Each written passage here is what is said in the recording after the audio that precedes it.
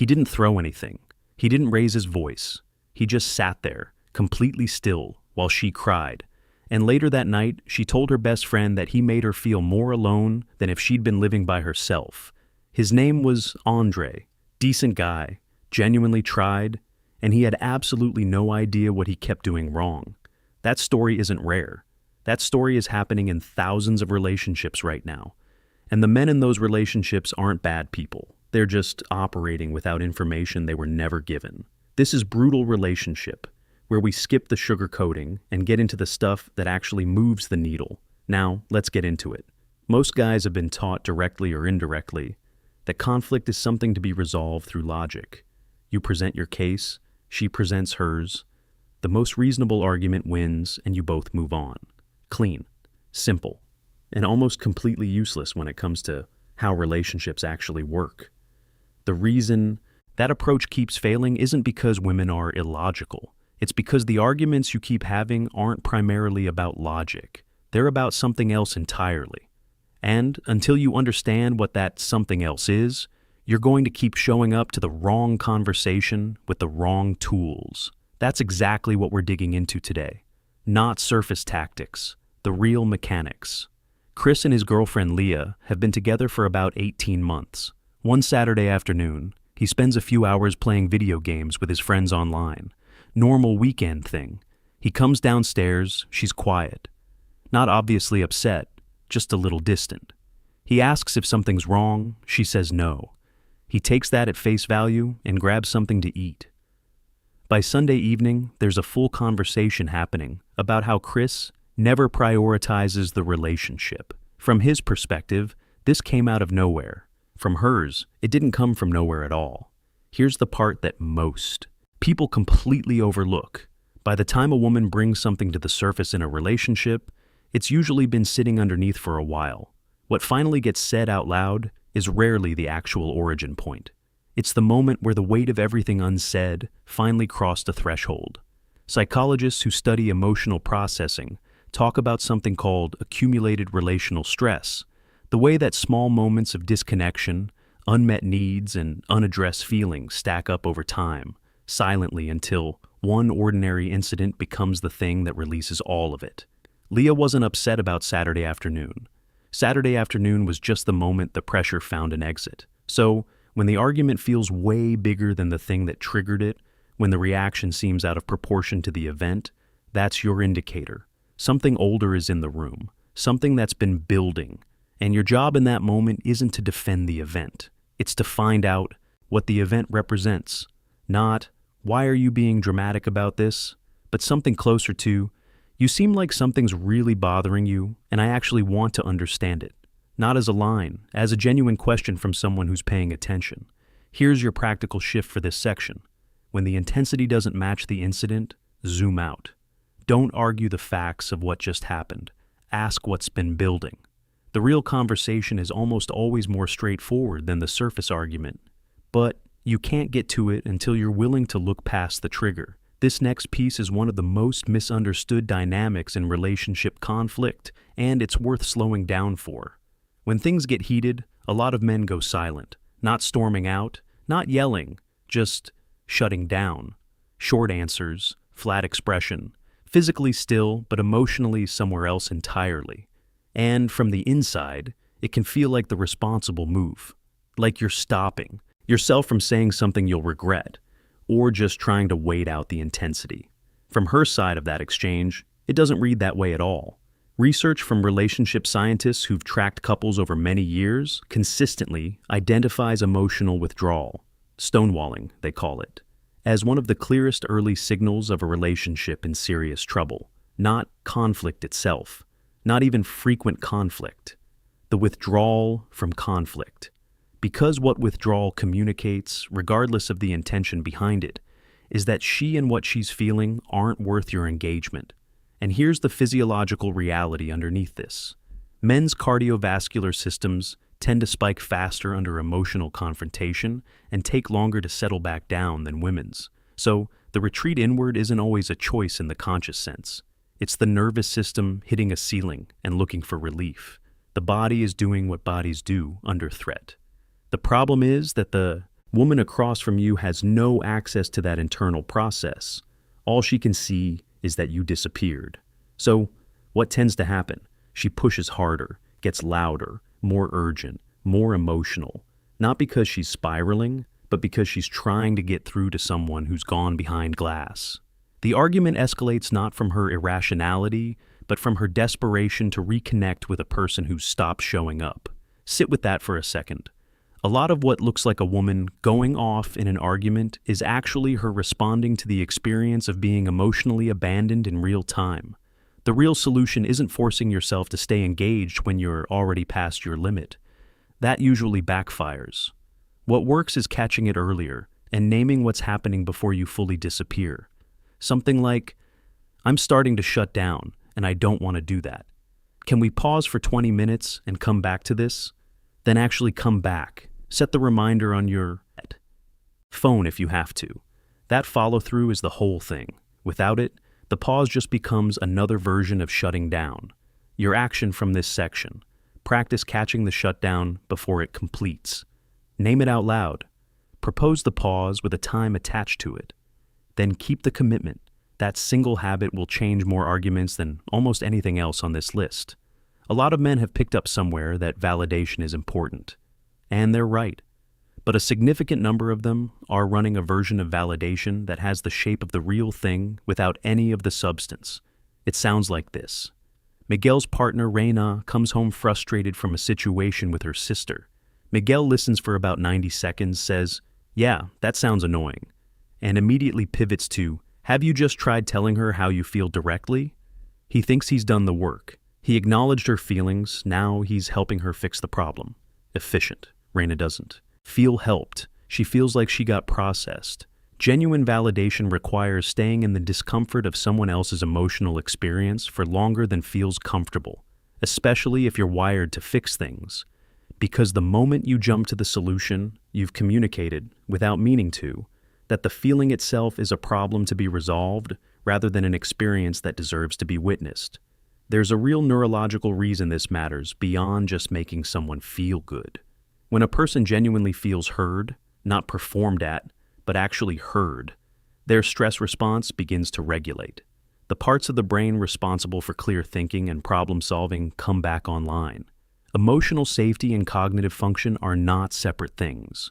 One creates the conditions for the other. Push for solutions before she's reached that regulated state, and you're asking her brain to do something it literally isn't ready to do. Yet, one more thing worth clearing up. Validating someone's feelings is not the same as agreeing with their interpretation of events. This is the wall a lot of men hit, because it feels like saying, "I understand why you're upset," is somehow conceding the argument. It isn't. You're acknowledging the emotional reality of her experience. That's different from endorsing every conclusion she's drawn. You can hold both. Her feelings are valid, and your perspective on the facts is also worth discussing. Those two things can coexist in the same conversation. The practical adjustment here, before you offer any solution, spend time in genuine reflection. Not, "Yeah, that sounds hard anyway," but real responses that show you were actually listening. "So it sounds like you felt like she dismissed what you said." That makes sense that it hurt, especially given how much effort you put in. Let her correct you if you got something wrong. That back and forth is where trust actually builds. If you ask most people what destroys relationships, they'd say betrayal, major lies, infidelity, the dramatic ruptures, and those things are real, but they're not doing the most consistent damage across the most relationships. What is? Something far quieter, far easier to miss, and far more corrosive by the time anyone notices it. Contempt. Not anger. Contempt is a different animal entirely. Anger is hot. Contempt is cold. Anger means the other person still registers as someone worth fighting with. Contempt is the feeling that they're not even worth taking seriously anymore. It shows up in micro-expressions. A flicker of an eye roll before you catch yourself. A specific inflection when you repeat back what they said. A comment framed as a joke that both of you know wasn't a joke. A sigh that carries a verdict inside it. These things feel small in the moment. They accumulate into something devastating over time. Every argument that carries even a trace of contempt leaves sediment. Not just the memory of the words, the felt sense of what it was like to be on the receiving end of that energy. And people can absorb that for a while, but it changes them gradually. It changes how safe the relationship feels. It changes how willing they are to be vulnerable. It changes eventually whether they want to stay. The antidote doesn't happen inside the argument. By the time contempt is active in a conflict, it's too late to manufacture warmth in real time. The antidote gets built in the spaces between conflicts, in the ordinary moments where you're not fighting about anything. Genuine appreciation, expressed specifically rather than generically. Physical connection that isn't transactional. Real curiosity about her experience and what she's navigating. These things aren't just relationship maintenance. They're the architecture of what researchers call a positive relational buffer. When that buffer is full, conflict doesn't carry the same weight. You're two people who genuinely like each other and are temporarily working something out. That's a completely different dynamic from two people who've been drawing down on an empty account. The adjustment from this section: start tracking the deposits, not just the withdrawals. What have you genuinely appreciated about her recently that you haven't said out loud? When was the last time you asked about something that matters to her with no agenda attached to it? Start there.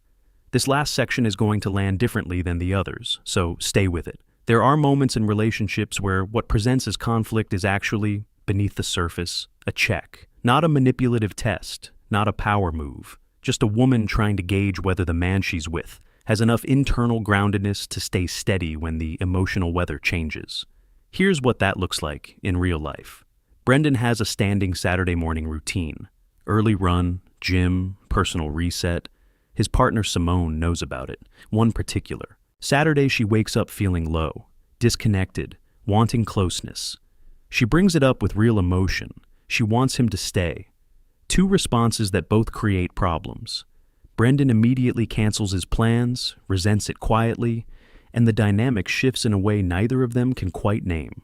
Or Brendan gets defensive, frames it as her being controlling, and the morning turns adversarial. Both responses miss what's actually being asked for. What Simone's nervous system is registering, even if she couldn't articulate this, is whether there's someone solid enough beside her to hold something while also making her feel valued. Whether warmth and backbone can exist in the same person at the same time. Because a man who folds every time the emotional pressure rises doesn't create safety. He creates a different kind of anxiety, a vague, unnamed unease that comes from not being sure whether the person you're leaning on can actually hold your weight.